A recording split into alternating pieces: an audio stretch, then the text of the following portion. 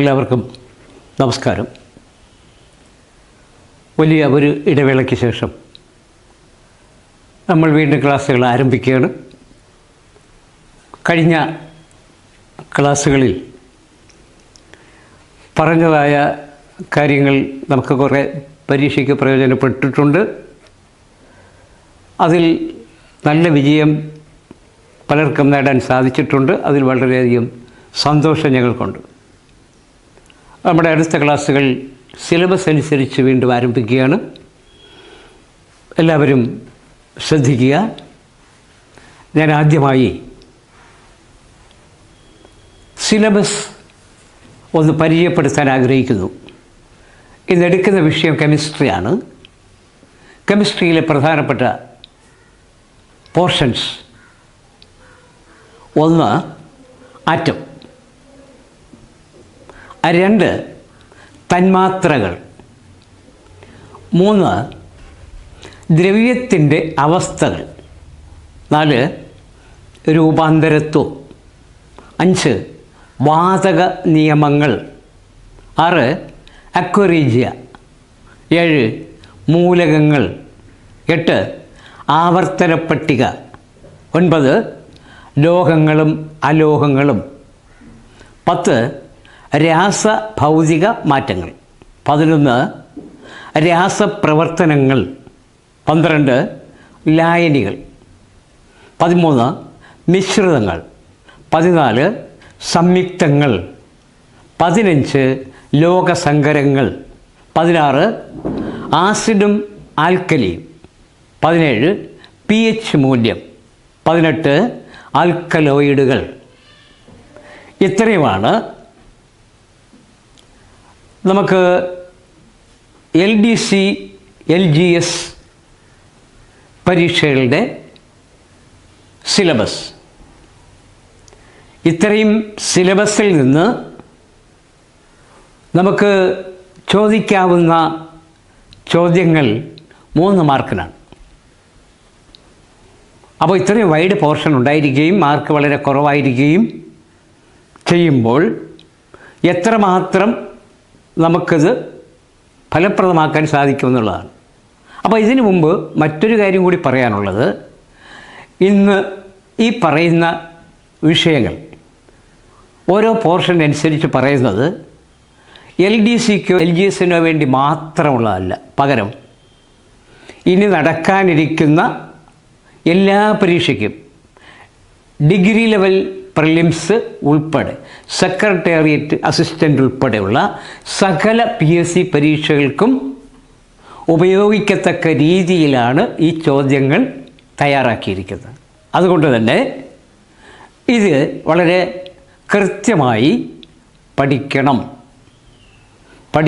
അത് പരീക്ഷയിൽ പരമാവധി പ്രയോജനപ്പെടുത്തുകയും വേണം എന്ന അഭ്യർത്ഥനയോടുകൂടിയാണ് ക്ലാസ്സുകൾ ആരംഭിക്കാൻ ഉദ്ദേശിക്കുന്നത്.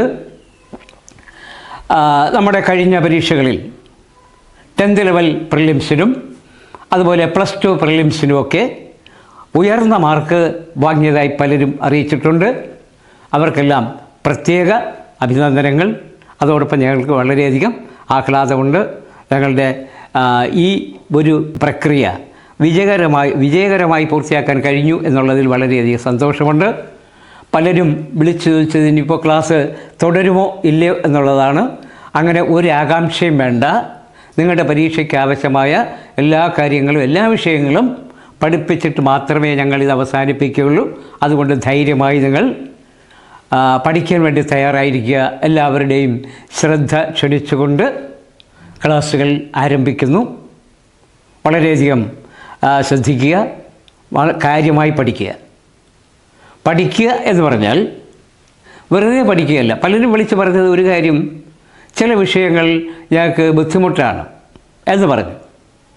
ബുദ്ധിമുട്ടുള്ള വിഷയങ്ങൾ കൂടുതൽ ശ്രദ്ധിക്കുക, പഠിക്കുക. ഇപ്പോൾ പഠിക്കുക എന്ന് പറയുമ്പോൾ നമ്മൾ ചില കാര്യങ്ങൾ പ്രത്യേകം ശ്രദ്ധിക്കണം. തുടർച്ചയായി ഇങ്ങനെ ഇരുന്ന് വായിച്ചുകൊണ്ട് യാതൊരു കാര്യമില്ല. അങ്ങനെ വായിക്കുകയല്ല ആവശ്യം. പഠിക്കുന്ന കാര്യങ്ങൾ മറന്നു പോകാതിരിക്കാൻ വേണ്ടി ശ്രദ്ധിക്കുക. പ്രയാസമുള്ള വിഷയങ്ങൾ, ചില ആളുകൾ പറഞ്ഞത് ഇംഗ്ലീഷ് പ്രയാസമാണ്, മാത്സ് പ്രയാസമാണ്, അതിനെനിക്ക് പറയാനുള്ളത്, ഞാൻ ഈ അടുത്ത ദിവസം നമ്മുടെ ദൂരദർശൻ പരിപാടിയിൽ നമ്മുടെ കവി മധുസൂദനൻ നായർ കുട്ടികൾക്ക് വേണ്ടി ഒരു ക്ലാസ് എടുത്തു. ആ ക്ലാസ്സിൽ അദ്ദേഹം പറഞ്ഞ ഒരു കാര്യം വളരെയധികം ശ്രദ്ധിക്കപ്പെടേണ്ടതാണ്. അതിൽ അദ്ദേഹം പറഞ്ഞത്, ഒരു കുട്ടിയുടെ ചോദ്യം പഠിക്കാനുള്ള എളുപ്പമാർഗം എന്താണ്? ഭാഷയെക്കുറിച്ചാണ് ചോദിച്ചതെങ്കിലും അദ്ദേഹം പറഞ്ഞത് പഠിക്കാനുള്ള എളുപ്പമാർഗം എന്ന് പറയുന്നത് ആ വിഷയത്തെ സ്നേഹിക്കുക. നിങ്ങൾക്ക് ഏത് വിഷയമാണോ ബുദ്ധിമുട്ടുള്ളത് ആ വിഷയത്തെ സ്നേഹിക്കുക. വിഷയത്തെ സ്നേഹിച്ചു കഴിഞ്ഞാൽ ആ വിഷയം നിങ്ങളെയും സ്നേഹിക്കും. അങ്ങനെയാണെങ്കിൽ നമുക്കത് എളുപ്പമാവും എന്നാണ്. അപ്പോൾ അതുപോലെ പ്രയാസമുള്ള കാര്യങ്ങൾ കൂടുതൽ ശ്രദ്ധിച്ച് പഠിക്കുക. പിന്നെ എന്തെങ്കിലും സംശയമുണ്ടെങ്കിൽ തീർച്ചയായും നിങ്ങൾ വിളിക്കുക. നമ്പർ നിങ്ങളുടെ കയ്യിലുണ്ട്, അല്ലെങ്കിൽ ഞാനത് ഒന്നുകൂടി പരിചയപ്പെടുത്താം. 94 96 62 41 33 ഈ നമ്പറിൽ വിളിച്ചാൽ മതി. ധൈര്യമായി നിങ്ങൾ വിളിക്കണം. ചിലർ പറയുന്നുണ്ട് പേടിച്ച് ആണ് വിളിക്കാത്തത്. അങ്ങനെ യാതൊരു പേടിയും വേണ്ട. ഏത് സമയത്ത് നിങ്ങൾ വിളിച്ചാലും ഞാൻ ഫോൺ എടുത്തിരിക്കും. പിന്നെ ഒരു കാര്യം, ചിലപ്പോൾ ക്ലാസ്സിലായിരിക്കും എങ്കിൽ, അതല്ലേ മറ്റാരെങ്കിലും വിളിച്ചുകൊണ്ടിരിക്കുന്നു എങ്കിൽ മാത്രമേ ഞാൻ ഫോൺ എടുക്കാതിരിക്കൂ. എല്ലാ സമയത്തും ഞാൻ ഫോൺ എടുക്കും. അതുകൊണ്ട് ധൈര്യമായി നിങ്ങൾക്ക് വിളിക്കാം, ഏത് സമയത്തും വിളിക്കാം. പിന്നെ സംശയങ്ങൾ ചോദിക്കാം, അറിയാവുന്ന കാര്യങ്ങൾ പറഞ്ഞു തരുന്നതാണ്. ആമുഖമായി ഇത്രയും പറഞ്ഞുകൊണ്ട് നമ്മൾ പോർഷനിലേക്ക് കടക്കുകയാണ്. ആദ്യത്തെ പോർഷൻ സിലബസ് അനുസരിച്ച് ആറ്റത്തെക്കുറിച്ച് നമ്മൾ കഴിഞ്ഞ ക്ലാസ്സുകളിൽ വിശദമായി പഠിപ്പിച്ച കാര്യങ്ങളാണ്. അത് ആവർത്തിക്കാൻ എന്തായാലും ആഗ്രഹിക്കുന്നില്ല. കാരണം അത് പിന്നെ ഒരുതരം അരോചകമായി തീരും, അരസികതയുള്ളതായി തീരും. അപ്പോൾ അതുകൊണ്ട് ആ തന്നിരിക്കുന്ന കാര്യങ്ങൾ, ആറ്റത്തെക്കുറിച്ച് പറഞ്ഞു തന്ന കാര്യങ്ങൾ പൂർണ്ണമായും പഠിക്കുക. അത് ആവർത്തിക്കുന്നില്ല. എന്നാൽ അന്ന് പറയാൻ വിട്ടുപോയ ചില കാര്യങ്ങൾ, ആ വിട്ടുപോയ കാര്യങ്ങൾ ഒന്ന് സൂചിപ്പിക്കുക മാത്രമാണ് ആറ്റത്തെക്കുറിച്ച് ചെയ്തത്. അപ്പോൾ ശ്രദ്ധിക്കുക. ഒന്നാമത്തെ ചോദ്യം,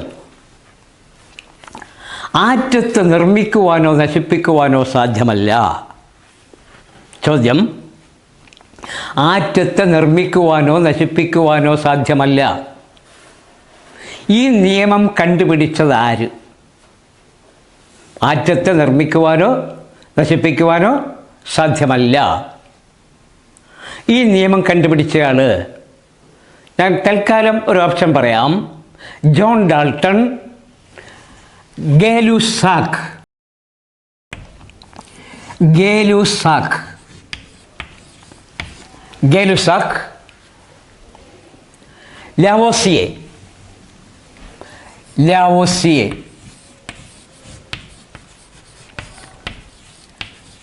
ലാവോസിയെ, മറ്റൊരാൾ അവഗാഡ്രോ.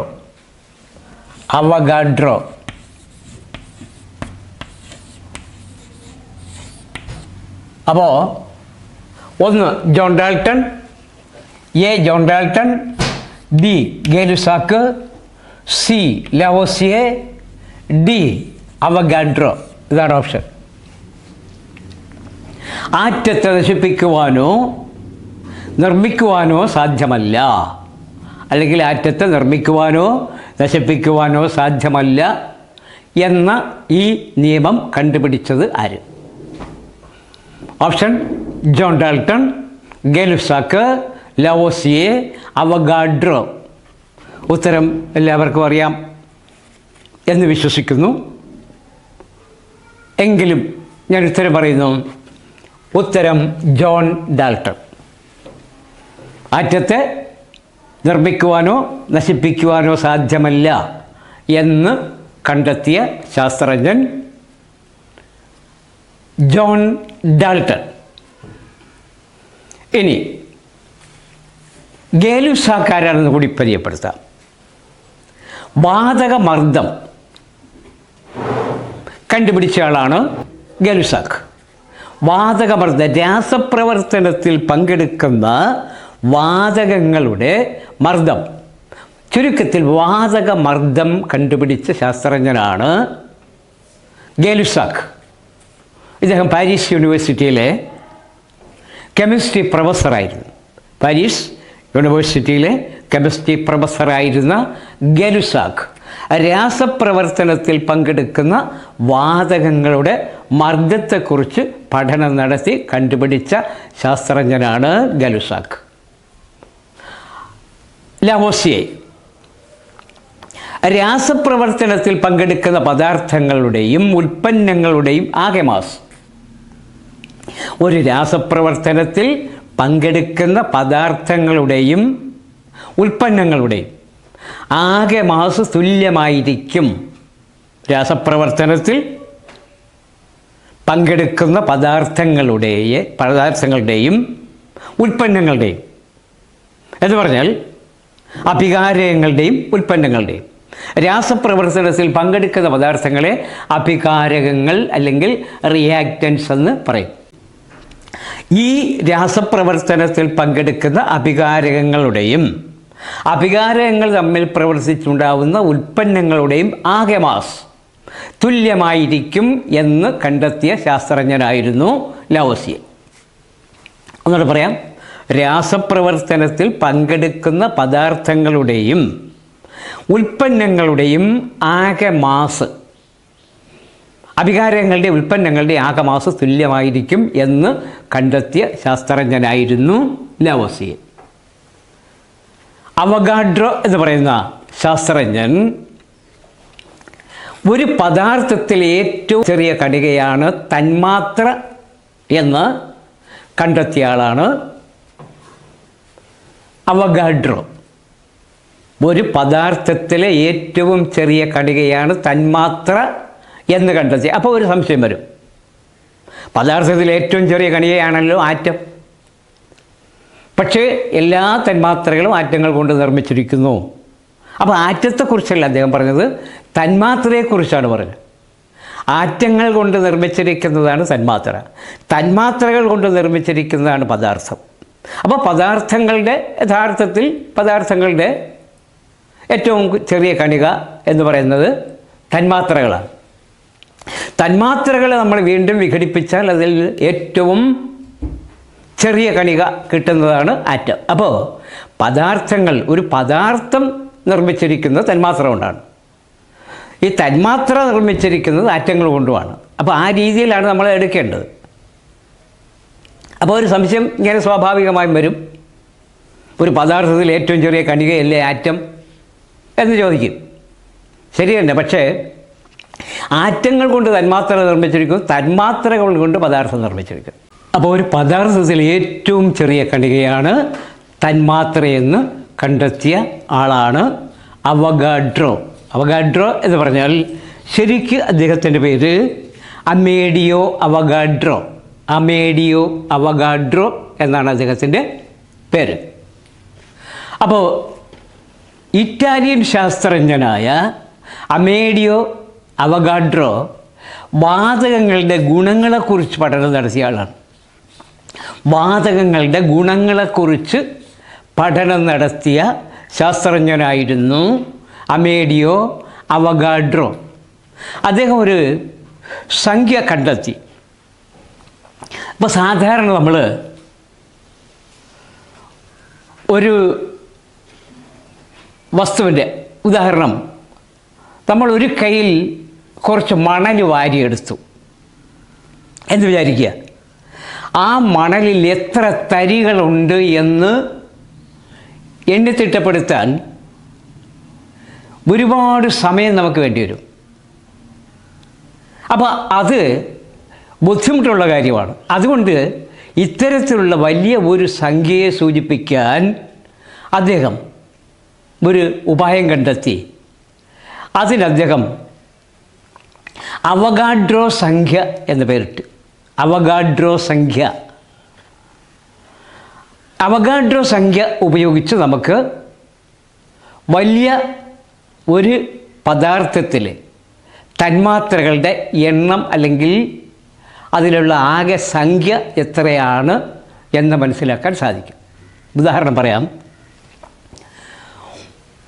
1 ഗ്രാം ഹൈഡ്രജനിൽ അടങ്ങിയിരിക്കുന്ന ആറ്റങ്ങളുടെ എണ്ണത്തെ സൂചിപ്പിക്കാൻ ഒരു സംഖ്യ കണ്ടുപിടിച്ചു. 6.023 22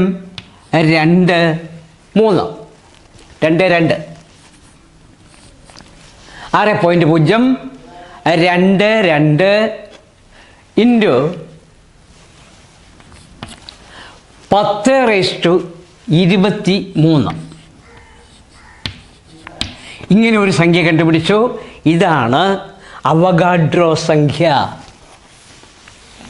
ഓർമ്മയിരിക്കണം, അവഗാഡ്രോ സംഖ്യ എന്ന് പറയുന്നത് 6.022 ഇൻറ്റു 10⁻23. ഇത് 1 ഗ്രാം ഹൈഡ്രജനിൽ അടങ്ങിയിട്ടുള്ള ആറ്റങ്ങളുടെ എണ്ണം. 1 ഗ്രാം ഹൈഡ്രജനിൽ അടങ്ങിയിരിക്കുന്ന ആറ്റങ്ങളുടെ എണ്ണമാണ് 6.022 ഇൻറ്റു 10⁻23 എന്ന് പറയുന്നത്. ഇതിനെ സൂചിപ്പിക്കാൻ നമ്മളൊരു ചിഹ്നം ഉപയോഗിക്കുന്നുണ്ട്. ഇത് ഇങ്ങനെ എഴുതിയാൽ ഇത് ഹൈഡ്രജൻ ആറ്റത്തിൽ 1 ഗ്രാം ഹൈഡ്രജനിൽ അടങ്ങിയിരിക്കുന്ന ആറ്റങ്ങളുടെ എണ്ണം സൂചിപ്പിക്കാൻ ഇത് ഉപയോഗിക്കും, ഈ ചിഹ്നം ഉപയോഗിക്കും. അപ്പോൾ 6.022 ഗുണം 10⁻23 ആറ്റങ്ങളുടെ മാസാണ് ഗ്രാം അറ്റോമിക മാസ്. അല്ലെങ്കിൽ ഇത് നമുക്ക് ഗ്രാം ആറ്റം എന്നും വിളിക്കാം. Gram atom. ഈ ഗ്രാം ആറ്റത്തെ മറ്റൊരു പേരിൽ അറിയപ്പെടുന്നതാണ് മോൾ. ഒരു മോൾ എന്ന് പറയുന്നത് ഗ്രാമാറ്റം. 1 ഗ്രാം ആറ്റം എന്ന് പറയുന്നത് 1 മോളാണ്. ഇപ്പോൾ ഇത്രയും കാര്യം ഒന്നുകൂടെ പറയാം. 6.022 ഗുണം 10⁻23 എന്ന അവഗാഡ്രോ സംഖ്യ 1 ഗ്രാം ഹൈഡ്രജനിൽ അടങ്ങിയിരിക്കുന്ന ആറ്റങ്ങളുടെ എണ്ണത്തെ സൂചിപ്പിക്കും. ഈ എണ്ണത്തെ സൂചിപ്പിക്കാൻ ഉപയോഗിക്കുന്ന ചിഹ്നമാണ് Na. അപ്പോൾ 6.22 ഇൻറ്റു 10⁻23 ആറ്റങ്ങളുടെ മാസ് ഗ്രാം അറ്റോമിക മാസ് എന്ന് വിളിക്കും. ഗ്രാം അറ്റോമിക മാസ് അല്ലെങ്കിൽ ഗ്രാമാറ്റം. ഗ്രാമറ്റോമിക മാസ് അല്ലെങ്കിൽ ഗ്രാമാറ്റം. ഇതിനെ തന്നെയാണ് ഒരു മോൾ എന്ന് പറയുന്നത്. അപ്പോൾ 6.022 ഇൻറ്റു 10⁻23 ആറ്റങ്ങളുടെ മാസാണ് ഗ്രാം അറ്റോമിക മാസ് അല്ലെങ്കിൽ ഗ്രാമാറ്റം. ഇതിനെ പറയുന്ന മറ്റൊരു പേരാണ് മോൾ. അപ്പോൾ 1 ഗ്രാം ആറ്റം തന്നെയാണ് ഒരു മോൾ എന്ന് പറയുന്നത്. അപ്പോൾ 1 ഗ്രാം ഹൈഡ്രജനിൽ 6.022 ഇൻറ്റു 10⁻23 ആറ്റങ്ങൾ ഉണ്ടായിരിക്കും എന്ന് വ്യക്തം. അപ്പോൾ 1 മോൾ സമം ഡാഷ് ആറ്റം. 1 മോൾ സമം ഡാഷ് ആറ്റം. എത്ര ആറ്റം എന്ന് ചോദിച്ചാൽ 6.022 ഇൻറ്റു 10⁻23 ഗ്രാം ആറ്റമാണ് 1 മോൾ. ഇപ്പോൾ ഇത്രയും മനസ്സിലായെന്ന് തോന്നുന്നു. ഞാനൊന്നുകൂടെ പറയാം. അവഗാഡ്രോ സംഖ്യ എന്ന് പറയുന്നത് 6.22 ഇൻറ്റു 10⁻23 ഇത് 1 ഗ്രാം ഹൈഡ്രജനിൽ അടങ്ങിയിരിക്കുന്ന ആറ്റങ്ങളുടെ എണ്ണം. ഇതിനെ സൂചിപ്പിക്കാൻ ഉപയോഗിക്കുന്നതാണ് Na എന്ന ചിഹ്നം.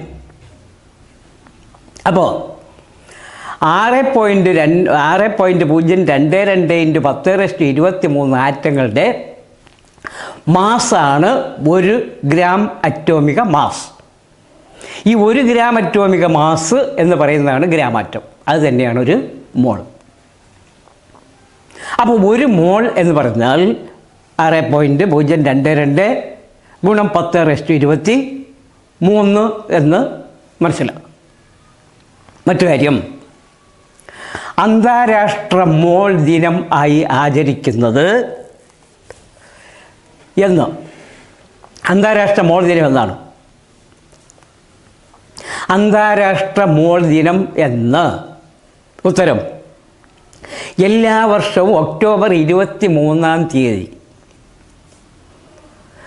6.2 AM മുതൽ 6.2 AM മുതൽ 6.2 PM വരെ. എല്ലാ വർഷവും ഒക്ടോബർ 23 6.2 AM മുതൽ 6.2 PM വരെ ആണ് അന്താരാഷ്ട്ര മോൾ ദിനമായി ആഘോഷിക്കുന്നത്. 10⁻23 സൂചിപ്പിക്കാൻ 10ാം മാസമായ ഒക്ടോബറും 23 ഉപയോഗിക്കും. അതാണ് അതിൻ്റെ പ്രത്യേകത. ഒക്ടോബർ 23 എല്ലാ വർഷവും ഒക്ടോബർ 23 അന്താരാഷ്ട്ര മോൾ ദിനം. ഏത് സമയം മുതലെന്ന് ചോദിച്ചാൽ 6.2 AM മുതൽ 6.2 PM വരെ ആണ് അന്താരാഷ്ട്ര മോൾ ദിനമായി ആചരിക്കുന്നത്. ഇവിടെ 10⁻23 സൂചിപ്പിക്കാൻ 10ാം മാസമായ ഒക്ടോബർ. അപ്പോൾ ഈ 10⁻23 എന്നുള്ളത് 10നെ സൂചിപ്പിക്കുന്നതാണ് ഒക്ടോബർ. 10 ഒക്ടോബർ മാസത്തെ സൂചിപ്പിക്കുന്നു. തീയതി 23 സൂചിപ്പിക്കുന്നു. 23 6:02 മുതൽ 6:02 വരെ. 6:02 AM മുതൽ 6:02 PM വരെ ഉള്ള സമയത്തെയാണ് അന്താരാഷ്ട്ര മോൾ ദിനമായി ആചരിക്കുന്നത്. ഓർമ്മയിരിക്കണം. ഇനി നമ്മൾ പറയാൻ പോകുന്നത് ആറ്റത്തിൽ ഇലക്ട്രോണുകൾ, പ്രോട്ടോണുകൾ, ന്യൂട്രോണുകൾ ഉണ്ട് എന്ന് നമ്മൾ മുമ്പ് പഠിച്ചിട്ടുണ്ട്. ഇലക്ട്രോണുണ്ട്, പ്രോട്ടോണുണ്ട്, ന്യൂട്രോണുണ്ട്. പ്രോട്ടോണുകൾക്കും ഇലക്ട്രോണുകൾക്കും വ്യക്തമായ മാസുണ്ട്. പ്രോട്ടോണിൻ്റെ മാസ് എന്ന് പറയുന്നത് ഒരാറ്റത്തിൽ പ്രോട്ടോണിൻ്റെ മാസ് എന്ന് പറയുന്നത് 1.6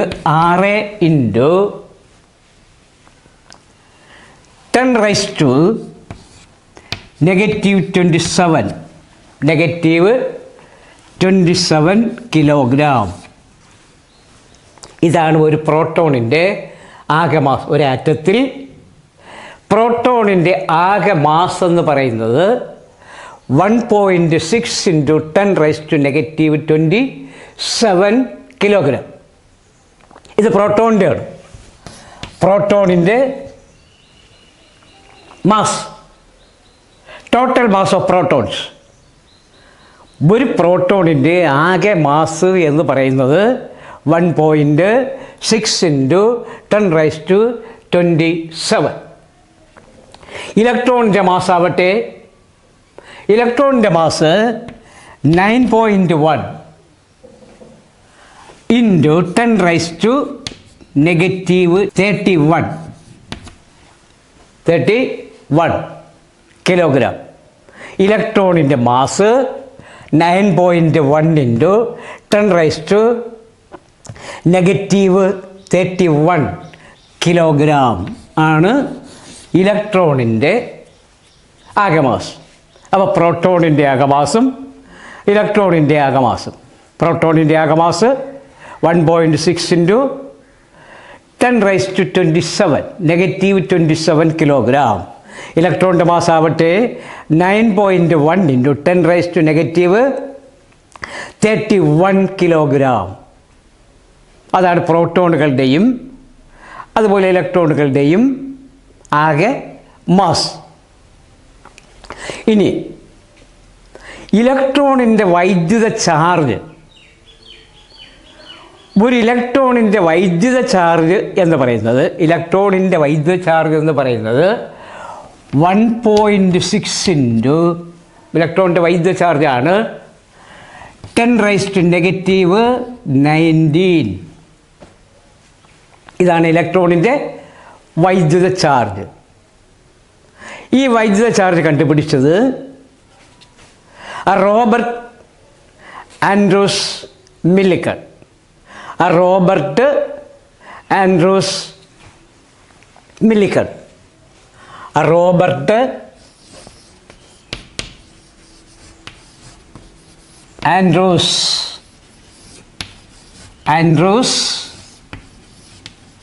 മില്ലിക്കൺ. ഒന്നുകൂടെ പറയാം. ഇലക്ട്രോണിൻ്റെ വൈദ്യുത ചാർജ് കണ്ടെത്തിയത് റോബർട്ട് ആൻഡ്രൂസ് മില്ലിക്കൺ. അമേരിക്കക്കാരനായ റോബർട്ട് ആൻഡ്രൂസ് മില്ലിക്കണാണ് ഇലക്ട്രോണിൻ്റെ വൈദ്യുത ചാർജിനെ കുറിച്ച് പഠനം നടത്തിയത്. അങ്ങനെ ഒരു ഇലക്ട്രോണിൻ്റെ വൈദ്യുത ചാർജ് 1.6 × 10⁻⁹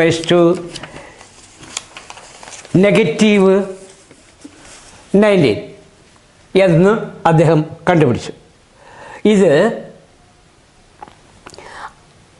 റോബർട്ട് ആൻഡ്രൂസ് മില്ലിക്കൺ എന്ന അമേരിക്കൻ ശാസ്ത്രജ്ഞനാണ് ഇത് കണ്ടെത്തിയത്. അടുത്ത മറ്റൊരു ചോദ്യം. പോസിറ്റീവ് ചാർജുള്ള, നേരത്തെ നമ്മൾ പറഞ്ഞതാണ്, പോസിറ്റീവ് ചാർജുള്ള ഇലക്ട്രോണുകളെ പറയുന്ന പേരാണ് പോസിട്രോൺ.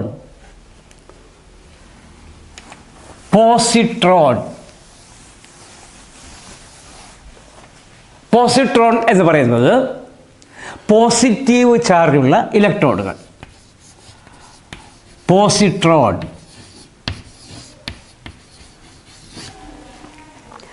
അപ്പോൾ പോസിറ്റീവ് ചാർജുള്ള ഇലക്ട്രോണുകൾ സാധാരണ നെഗറ്റീവ് ചാർജാണ്. പക്ഷേ പോസിറ്റീവ് ചാർജുള്ള ഇലക്ട്രോണുകളെ പറയുന്ന പേരാണ് പോസിട്രോൺ. ഈ പോസിട്രോൺ കണ്ടുപിടിച്ചത് ആൻഡേഴ്സൺ എന്ന ശാസ്ത്രജ്ഞനാണ്. പോസിട്രോൺ കണ്ടുപിടിച്ചത്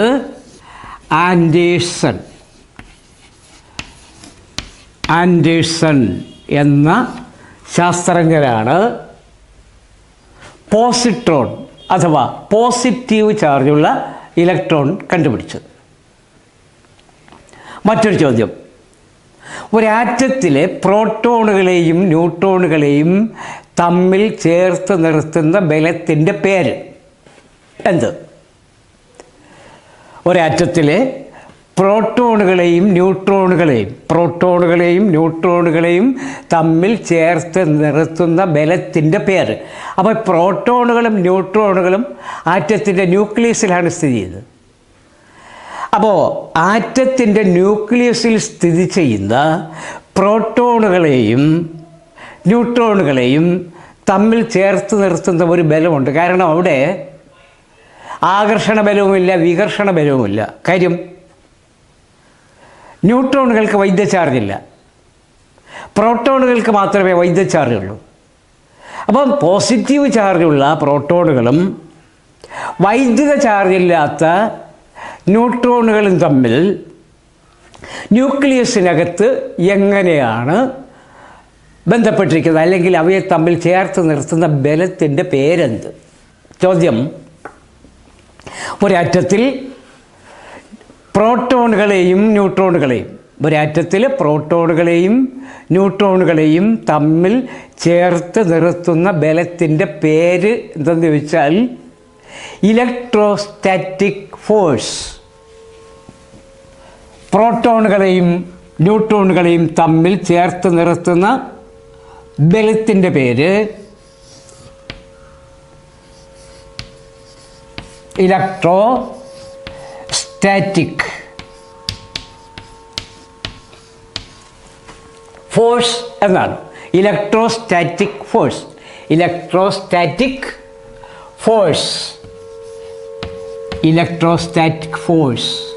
ഒരാറ്റത്തിൽ പ്രോട്ടോണുകളെയും ന്യൂട്രോണുകളെയും തമ്മിൽ ചേർത്ത് നിർത്തുന്ന ബലത്തിൻ്റെ പേരാണ് ഇലക്ട്രോസ്റ്റാറ്റിക് ഫോഴ്സ്. ഇലക്ട്രോസ്റ്റാറ്റിക് ബലം എന്നൂടെ പറയാം. ഒരാറ്റത്തിലെ പ്രോട്ടോണുകളെയും ന്യൂട്രോണുകളെയും തമ്മിൽ ചേർത്ത് നിർത്തുന്ന ബലത്തിൻ്റെ പേര് എന്ത്? ഉത്തരം ഇലക്ട്രോസ്റ്റാറ്റിക് ഫോഴ്സ്. Electrostatic force. ഇനി മറ്റൊരു ചോദ്യം. ന്യൂക്ലിയസിൽ ചിലപ്പോൾ ന്യൂട്രോണുകളുടെ എണ്ണം തുല്യമായി വരുന്ന ആറ്റങ്ങളുണ്ടായിരുന്നു. ന്യൂട്രോണുകളുടെ എണ്ണം തുല്യമായി വരുന്ന ആറ്റങ്ങളുടെ പേരെന്ത്? ന്യൂക്ലിയസിൽ ന്യൂട്രോണുകളുടെ എണ്ണം തുല്യമായി വരുന്ന ചില ആറ്റങ്ങളുണ്ടായിരിക്കും. അങ്ങനെ ന്യൂട്രോണുകളുടെ എണ്ണം തുല്യമായി വരുന്ന ആറ്റങ്ങളെ പൊതുവിൽ പറയുന്ന പേരെന്ത്? ചോദ്യം ഇതാണ്. ന്യൂക്ലിയസിൽ ന്യൂട്രോണുകളുടെ എണ്ണം തുല്യമായി വരുന്ന ആറ്റങ്ങളുടെ പേര്, അവയെ പൊതുവിൽ പറയുന്ന പേര് ഐസോട്ടോൺ എന്നാണ്. ന്യൂട്രോണുകളുടെ എണ്ണം തുല്യമായി വരുന്ന ആറ്റങ്ങളെ പൊതുവിൽ പറയുന്ന പേര് ഐസോട്ടോൺ.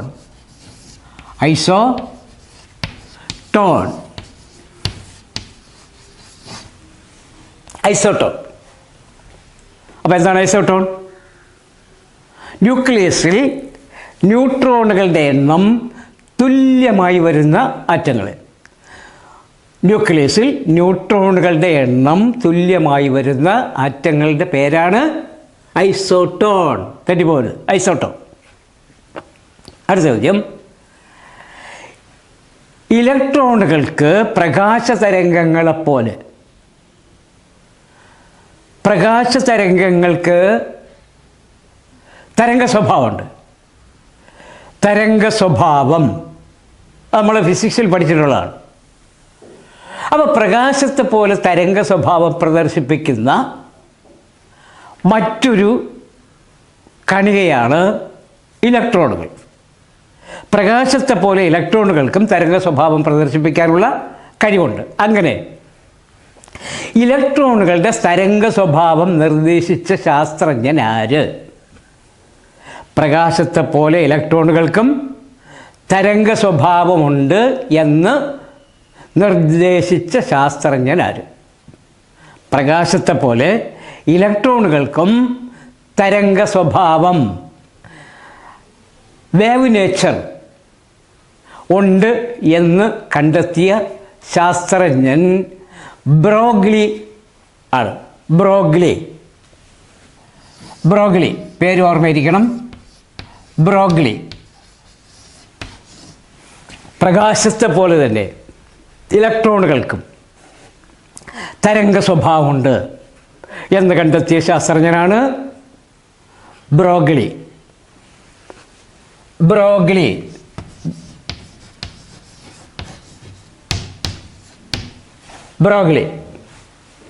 അപ്പോൾ ഇലക്ട്രോണുകൾക്ക് തരംഗ സ്വഭാവം ഉണ്ടെന്ന് കണ്ടെത്തിയ ശാസ്ത്രജ്ഞൻ ബ്രോഗ്ലിയാണ്. മറ്റൊരു ചോദ്യം. അറ്റോമിക ഭാരവും അറ്റോമിക വ്യാപ്തവും തമ്മിലുള്ള ബന്ധം കണ്ടെത്തിയ ശാസ്ത്രജ്ഞനാര്? അറ്റോമിക ഭാരവും നേരത്തെ പറഞ്ഞതാണ് തോന്നുന്നു. അറ്റോമിക ഭാരവും അറ്റോമിക വ്യാപ്തവും തമ്മിലുള്ള ബന്ധം കണ്ടെത്തിയ ശാസ്ത്രജ്ഞനാണ് ലോഥർ മേയർ.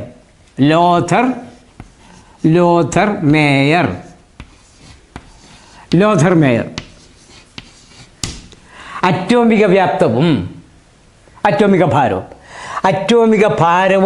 അറ്റോമിക വ്യാപ്തവും തമ്മിലുള്ള ബന്ധം കണ്ടെത്തിയ ശാസ്ത്രജ്ഞൻ ലോഥർ മേയർ എന്ന് പറയും.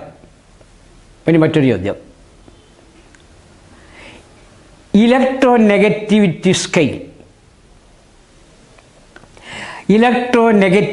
സ്കെയിൽ ശ്രദ്ധിക്കേണ്ട ഒരു കേസാണ്. ഇലക്ട്രോനെഗറ്റിവിറ്റി സ്കെയിൽ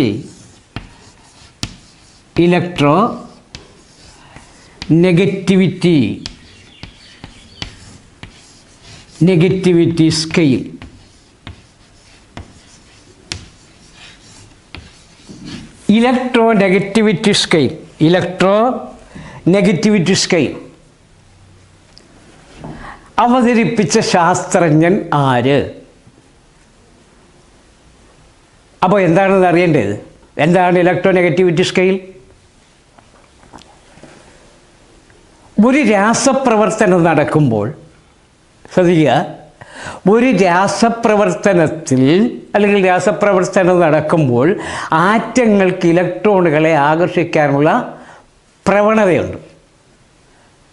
ഒരു രാസപ്രവർത്തനത്തിൽ ആറ്റങ്ങൾക്ക് ഇലക്ട്രോണുകളെ ആകർഷിക്കുവാനുള്ള പ്രവണത ഉണ്ട്.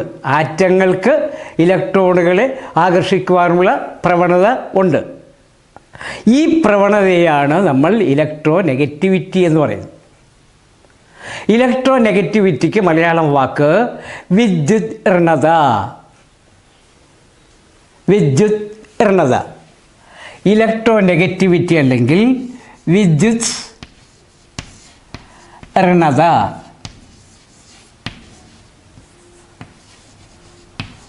അപ്പോൾ ഇലക്ട്രോ നെഗറ്റിവിറ്റി എന്ന് പറയുന്നത് ഒരു രാസപ്രവർത്തനത്തിൽ ആറ്റങ്ങൾക്ക് ഇലക്ട്രോണുകളെ ആകർഷിക്കുവാനുള്ള കഴിവാണ് അല്ലെങ്കിൽ പ്രവണതയാണ്.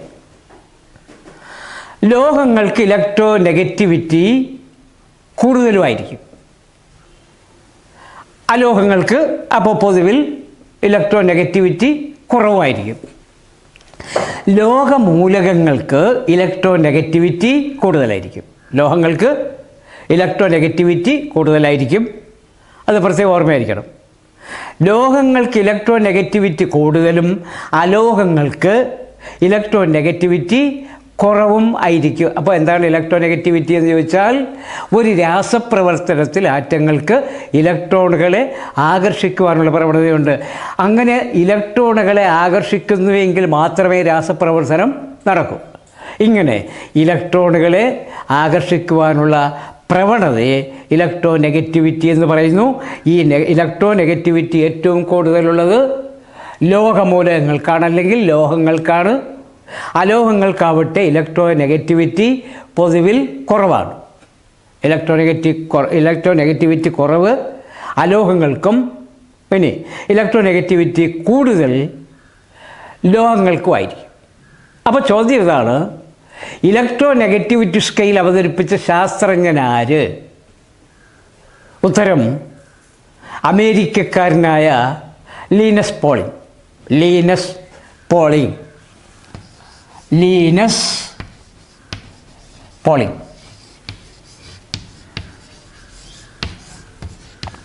അമേരിക്കക്കാരനായ ലീനസ് പോളിംഗ് ആണ് ഇലക്ട്രോ നെഗറ്റിവിറ്റി സ്കെയിൽ ആദ്യമായി അവതരിപ്പിച്ചത്. അപ്പോൾ ആദ്യമായി ഇലക്ട്രോ നെഗറ്റിവിറ്റി സ്കെയിൽ അവതരിപ്പിച്ചത് ലീനസ് പോളിംഗ് ആണ്. അടുത്ത ചോദ്യം, ഏറ്റവും കൂടുതൽ ഇലക്ട്രോ നെഗറ്റിവിറ്റിയുള്ള മൂലകം ഏത്? ഏറ്റവും കൂടുതൽ ഇലക്ട്രോ നെഗറ്റിവിറ്റിയുള്ള മൂലകം എന്ന് പറഞ്ഞാൽ നേരത്തെ നമ്മൾ പഠിച്ചത് ഓർമ്മയിരിക്കണം. ലോഹങ്ങൾക്ക് ഇലക്ട്രോ നെഗറ്റിവിറ്റി കൂടുതലും അലോഹങ്ങൾക്ക് കുറവാണ്. അപ്പോൾ ഏറ്റവും കൂടുതൽ ഇലക്ട്രോ നെഗറ്റിവിറ്റി ഉള്ള മൂലകം എന്ന് വെച്ചാൽ അതിന് ഉത്തരം ഫ്ലോറിൻ. ഏറ്റവും കൂടുതൽ നെഗറ്റിവിറ്റിയുള്ള മൂലകം ഫ്ലോറിൻ. ഓർമ്മയിരിക്കണം. ഇതിന് കാരണം ഫ്ലൂറിൻ്റെ രാസാസക്തി അല്ലെങ്കിൽ കെമിക്കൽ അഫിനിറ്റി. പൊതുവിൽ ഫ്ലൂറിന് രാസാസക്തി അല്ലെങ്കിൽ കെമിക്കൽ അഫിനിറ്റി കൂടുതലാണ്. അറിയപ്പെട്ടിട്ടുള്ള മൂലകങ്ങളിൽ വെച്ച് ഏറ്റവും കൂടുതൽ രാസാസക്തി, രാസപ്രവർത്തന ശേഷി അല്ലെങ്കിൽ കെമിക്കൽ അഫിനിറ്റി ഏറ്റവും കൂടുതലുള്ളത് ഫ്ലൂറിനാണ്. അപ്പോൾ ഏറ്റവും കൂടുതൽ ഇലക്ട്രോ നെഗറ്റിവിറ്റി ഉള്ള ഒരു മൂലകം എന്ന് ചോദിച്ചാൽ ഫ്ലൂറിനാണ്. ഓർമ്മയിരിക്കണം. മറന്നു പോകരുത്. ഏറ്റവും കൂടുതൽ ഇലക്ട്രോ നെഗറ്റിവിറ്റിയുള്ള മൂലകം, ഏറ്റവും കൂടുതൽ ഇലക്ട്രോ നെഗറ്റിവിറ്റിയുള്ള മൂലകം ഫ്ലൂറിൻ. അതുകൊണ്ടാണ് രാസപ്രവർത്തനത്തിൽ ഒന്നാം സ്ഥാനത്ത് ഫ്ലൂറിൻ നിൽക്കുന്നത്. ഇനി ഒരാറ്റത്തിൻ്റെ വലിപ്പം കൂടുന്നതിനനുസരിച്ച്, ഒരാറ്റത്തിൻ്റെ വലിപ്പം കൂടുന്നതിനനുസരിച്ച് ഇലക്ട്രോ നെഗറ്റിവിറ്റി കൂടുമോ കുറയുമോ? അതാണ് നമ്മുടെ ആവശ്യം. ചോദ്യം ഇതാണ്. ആറ്റത്തിൻ്റെ വലിപ്പം ഓരോ ഗ്രൂപ്പിലും, ആവർത്തന പട്ടികയിൽ ഓരോ ഗ്രൂപ്പിലും മുകളിൽ നിന്ന് താഴേക്ക് വരുമ്പോൾ ആ ഗ്രൂപ്പിലുള്ള ഏറ്റവും അവസാനത്തെ മൂലകം, ആവർത്തന പട്ടികയിൽ ഓരോ ഗ്രൂപ്പിലും ഏറ്റവും അവസാനത്തെ മൂലകങ്ങൾക്ക് അറ്റോമിക വലിപ്പം കൂടുതലായിരിക്കും. അറ്റോമിക വലിപ്പം കൂടുതലായിരിക്കും. അറ്റോമിക വലിപ്പം കൂടുന്തോറും ഈ സാധാരണ പൊണ്ണത്തടിയന്മാർക്ക് ആരോഗ്യം കുറവായിരിക്കും. സ്കെലിറ്റായിട്ടിരിക്കുന്ന ആളുകൾക്കായിരിക്കും സാധാരണ ആരോഗ്യം കൂടുന്നത്. ഇതുപോലെ ഗ്രൂപ്പിൽ ഏറ്റവും താഴെ അറ്റത്ത് വരുന്നത് വലിപ്പം കൂടിയ അറ്റങ്ങളായിരിക്കും. ഓരോ ആവർത്തന പട്ടികയിൽ ഓരോ ഗ്രൂപ്പിലും ഏറ്റവും അവസാനത്തെ മൂലകങ്ങൾ മുകളിൽ താഴേക്ക് വരുന്നതോറും അറ്റോമിക വലിപ്പം ക്രമേണ കൂടി അവസാനം വരുമ്പോൾ അത് ഏറ്റവും വലിപ്പം കൂടിയ ആറ്റങ്ങളായിത്തീരും. അപ്പോൾ ആറ്റത്തിൻ്റെ വലിപ്പം കൂടുന്നതിനനുസരിച്ച് ഇലക്ട്രോ നെഗറ്റിവിറ്റി അല്ലെങ്കിൽ രാസാസക്തി കുറഞ്ഞുകൊണ്ടിരിക്കും. അപ്പോൾ അത് ഓർമ്മിക്കണം. ആറ്റത്തിൻ്റെ വലിപ്പം കൂടുന്നതിനനുസരിച്ച് ഇലക്ട്രോ നെഗറ്റിവിറ്റി കുറയും. ഉദാഹരണത്തിന് fluorine, chlorine, bromine, iodine, astatine. ആ ഗ്രൂപ്പിൽ ഏറ്റവും അവസാനത്തെ മൂലകം അസ്റ്റാറ്റിനാണ്. ഫ്ലൂറിൻ വലിപ്പം കുറഞ്ഞതാണ്, അറ്റോമിക വലിപ്പം തീരെ കുറഞ്ഞതാണ്. അസ്റ്റാറ്റിനിലേക്ക് എത്തുമ്പോൾ ഫ്ലൂറിൽ നിന്ന് കുറച്ചുകൂടി അറ്റോമിക വലിപ്പം കൂടിയതാണ് ക്ലോറിൻ. അത് കഴിഞ്ഞാൽ അല്പം കൂടെ വലിപ്പമുള്ളതാണ് അയഡിൻ. അതിനുശേഷം അല്പം കൂടെ വലിപ്പമുള്ളതാണ് ഫ്ലൂറിൻ, ക്ലോറിൻ, ബ്രോമിൻ. അത് കഴിഞ്ഞ് അയഡിൻ, പിന്നെ അസ്റ്റാറ്റിൻ. അപ്പോൾ ഫ്ലൂറിൻ കഴിഞ്ഞാൽ അതിനടുത്ത് വരുന്ന ക്ലോറിൻ കുറച്ചുകൂടി വലിപ്പം കൂടി, അറ്റോമിക വലിപ്പം കൂടിയതാണ്. അത് കഴിഞ്ഞാൽ ബ്രോമിനാണ്. ബ്രോമിൻ കുറച്ചുകൂടി അറ്റോമിക വലിപ്പം കൂടി. അയഡിൻ വരുമ്പോൾ വീണ്ടും വലിപ്പം കൂടി. അസ്റ്റാറ്റിലേക്ക് വരുമ്പോൾ മാക്സിമം വലിപ്പം കൂടും. അപ്പോൾ അങ്ങനെ വരുമ്പോൾ ഇലക്ട്രോ നെഗറ്റിവിറ്റി ഏറ്റവും കുറവ് അസ്റ്റാറ്റിനായിരിക്കും. അപ്പോൾ ചോദ്യം ഇതാണ്. ഒരാറ്റത്തിൻ്റെ അറ്റോമിക വലിപ്പം കൂടുന്നതിനനുസരിച്ച് ഇലക്ട്രോ നെഗറ്റിവിറ്റി കുറയുകയും അറ്റോമിക വലിപ്പം കുറയുന്നതിനനുസരിച്ച് ഇലക്ട്രോ നെഗറ്റിവിറ്റി കൂടുകയും ചെയ്യും. ഒന്നുകൂടെ പറയാം. ഒരാറ്റത്തിൻ്റെ വലിപ്പം കൂടുന്നതിനനുസരിച്ച്, അറ്റോമിക വലിപ്പം കൂടുന്നതിനനുസരിച്ച്, ആറ്റത്തിൻ്റെ വലിപ്പം എന്ന് പറഞ്ഞാൽ അറ്റോമിക വലിപ്പം, അറ്റോമിക വലിപ്പം കൂടുന്നതിനനുസരിച്ച് ഇലക്ട്രോ നെഗറ്റിവിറ്റി കുറയുകയും അറ്റോമിക വലിപ്പം കുറയുന്നതിനനുസരിച്ച് ഇലക്ട്രോ നെഗറ്റിവിറ്റി അല്ലെങ്കിൽ കെമിക്കൽ അഫിനിറ്റി കൂടുകയും ചെയ്യും. അതാണ് തമ്മിലുള്ള വ്യത്യാസം. ഏത് നിയമത്തിൻ്റെ അടിസ്ഥാനത്തിലാണ് മെൻഡലീഫ് ആവർത്തന പട്ടിക നിർമ്മിച്ചിരിക്കുന്നത് എന്ന് ചോദിച്ചാൽ നമുക്ക് അറിയാം, നമ്മൾ നേരത്തെ കേട്ടിട്ടുള്ളതാണ്. എങ്കിലും ഒന്ന് ഓർമ്മപ്പെടുത്തുകയാണ്. ഏത് നിയമത്തിൻ്റെ അടിസ്ഥാനത്തിലാണ് മെൻഡലീഫ് ആവർത്തന പട്ടിക നിർമ്മിച്ചിരിക്കുന്നത്? മെൻഡലീഫ് ആവർത്തന പട്ടിക നിർമ്മിച്ചിരിക്കുന്നത് ആവർത്തന നിയമത്തിൻ്റെ അടിസ്ഥാനത്തിൽ, പീരിയോഡിക് ലോ അഥവാ ആവർത്തന നിയമം. ഒരേ സ്വഭാവമുള്ള മൂലകങ്ങൾ ആവർത്തിക്കപ്പെടുന്നു. ആവർത്തന നിയമത്തിൻ്റെ അടിസ്ഥാനത്തിലാണ്, അല്ലെങ്കിൽ പീരിയോഡിക്കൽ ലോ എന്ന നിയമത്തിൻ്റെ അടിസ്ഥാനത്തിലാണ് മെൻഡലീഫ് അദ്ദേഹത്തിൻ്റെ ആവർത്തന പട്ടിക അവതരിപ്പിച്ചിരിക്കുന്നത്. അപ്പോൾ ഏത് നിയമത്തിൻ്റെ അടിസ്ഥാനത്തിലാണ് മെൻഡലീഫ് ആവർത്തന പട്ടിക നിർമ്മിച്ചിരിക്കുന്നതെന്ന് ചോദിച്ചാൽ ഉത്തരം ആവർത്തന നിയമത്തിൻ്റെ അടിസ്ഥാനത്തിൽ. ആവർത്തന നിയമത്തിൻ്റെ അടിസ്ഥാനത്തിലാണ് മെൻഡലീഫ് ആവർത്തന പട്ടിക നിർമ്മിച്ചിരിക്കുന്നത്. അപ്പോൾ നമുക്ക് തൽക്കാലം ഇവിടെ അവസാനിപ്പിക്കുകയാണ്. വീണ്ടും അടുത്ത ക്ലാസ്സിൽ കാണാം.